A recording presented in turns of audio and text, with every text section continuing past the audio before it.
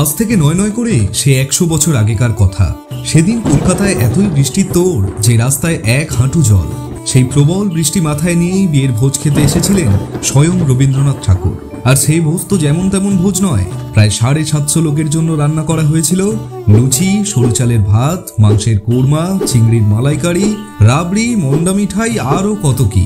এতক্ষণ যে বিয়ের কথা হচ্ছিল সেটা কার বিয়ে জানেন? বিশিষ্ট লেখিকা শ্রীমতী লীলা মজুমদারের। বাড়ির অমতে গিয়ে সেকালের কলকাতায় রেজিস্ট্রি বিয়ে সেরেছিলেন তিনি।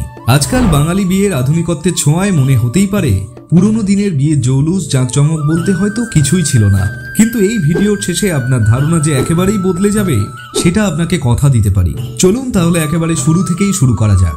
সেকালের বিয়েতে পাত্রপাত্রী নির্ধারিত হওয়ার পর পাকা দেখার আগে কাঁচা দেখার চল ছিল।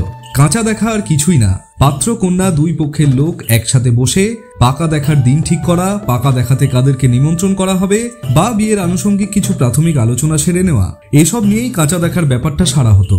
এই দিনেই একটা শুভ লগ্ন দেখে পাকা দেখার দিন স্থির করা হতো। পাত্রপাত্রীর দুই বাড়ির লোক ছাড়াও সেই অনুষ্ঠানে আমন্ত্রিত থাকতেন ব্রাহ্মণ, কুলীন, পুরোহিত, বিশেষ আত্মীয় স্বজন আর কিছু গ্রামের গণ্যমান্য বয়োজ্যেষ্ঠ ব্যক্তি। এদিন সবাই একসাথে বসে বিয়ের বিভিন্ন গুরুত্বপূর্ণ বিষয়গুলো নিয়ে আলোচনা করতেন।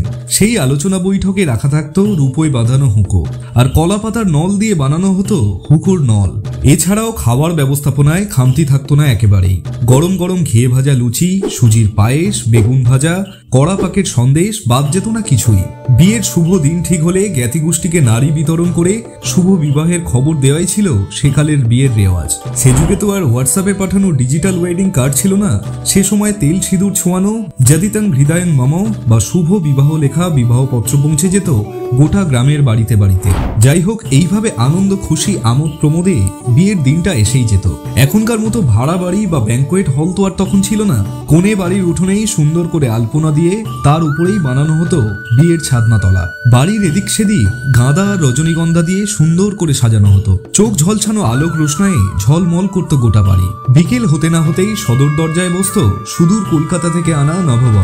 সানায়ের সুরে গম গম করতো গোটা বাড়ি। ওদিকে এতক্ষণ পাত্রপক্ষ গরুর গাড়ি সাজিয়ে বর নিয়ে রওনা দিয়েছে কোণে বাড়ির উদ্দেশ্যে। সেখানে বরযাত্রী আসতো ফুল দিয়ে সাজানো গরুর গাড়িতে চেপে। গরুর গাড়িতে বরকে বসিয়ে কলের গান বাজিয়ে বরযাত্রী আসতো মেয়ের বাড়িতে। আর পাত্রপক্ষ যদি অবস্থাপন্ন হতো তাহলে তো কথাই নেই। তখন কলকাতা থেকে আনানো হতো নামি ব্যান্ড পার্টি। বরযাত্রীদের সাথে বরের গরুর গাড়ির সামনে সামনে চলতো তারা। এতে করে যে বরযাত্রীর আনন্দ কয়েক গুণ বেড়ে যেত সেটা তো বলাই বাহুল্য। যদিও সন্ধে নামার আগে মেয়ের বাড়িতে যাতে বর আর বরযাত্রী পৌঁছে যেতে পারে সেদিকে বিশেষ খেয়াল রাখা হতো, নইলে আবার ডাকাত দলের হাতে পড়লে বিয়ের তো দফা রফা। সেকালের বাংলায় ডাকাত যে কতটা ভয়ঙ্কর ছিল সে গল্প নয় অন্য কোনো দিন শোনাবো। চলুন এবারে বর আর বরযাত্রীর সাথে বিয়ের আসরে প্রবেশ করা যাক। সেকালের বরযাত্রী বিয়ের আসরে ঢোকা মাত্রই এদিক ওদিক থেকে শুরু হয়ে যেত ছোট ছোট ঢেলার বৃষ্টি। পাত্রপক্ষের কাছে চাহিদা মাফিক পাওনা গন্ডা না বুঝে নেওয়া অব্দি সেই ঢেলা বৃষ্টি থামতো না। অনেক সময় তো এই নিয়ে মারামারি অব্দি লেগে যেত দুই পক্ষের মধ্যে। আবার বয়োজ্যেষ্ঠরা দুই পক্ষকে বুঝিয়ে শুনিয়ে সেই পরিস্থিতির সামাল দিতেন। কি ভাবছেন ঝামেলা এখানেই শেষ? আজ্ঞে না। সেকালের বিয়ের আচার অনুষ্ঠান সম্পন্ন হলে ঠিক সিঁদুর দানের আগে কনের বোনেরা বা অন্যান্য মেয়েরা কনেকে নিয়ে দরজায় খিল দিত। আবার সেই টাকার দাবি। টাকা না পেলে দরজার খিল কোনো মতেই খুলবে না তারা। ভেবে দেখুন একবার, এসবের মধ্যে একটু আধটু দুষ্টুমি থাকলেও নিখাদ মজার খামতি ছিল না একেবারেই। এভাবে বিয়ের সমস্ত আচার অনুষ্ঠানের শেষে দুই পক্ষের নাপিতেরা ছড়া কেটে গান করতেন। শুধু তাই নয়, দুই পক্ষের নাপিতদের মধ্যে কখনো কখনো এই গান নিয়ে প্রতিযোগিতাও লেগে যেত। প্রতিযোগিতার শেষে পুরস্কারের ব্যবস্থা অবধি করা হতো।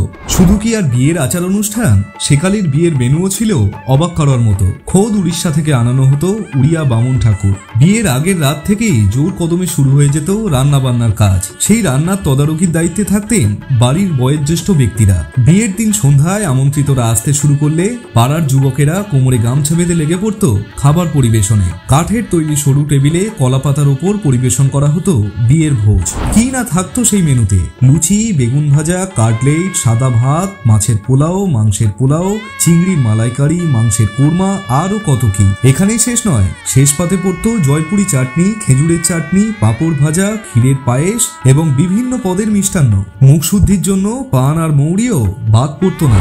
জম্পেশ খাওয়া দাওয়ার পর বরযাত্রীদের তো আর সেই রাতে ফেরার উপায় ছিল না। যারা রাতে ঘুমোতে চাইতো তাদের জন্য ঢালাও বিছানা পেতে দেয়া হতো, যেখানে নিদেন কমপক্ষে 20 জন বরযাত্রী একসাথে শুয়ে যেতে পারত। আর একটু কম বয়সী ছেলেপুলেরা যাদের ঘুমানোর তেমন তাড়া থাকতো না, তারা সারা রাত গান বাজনা করে বা তাস লুডো খেলেই কাটিয়ে দিত।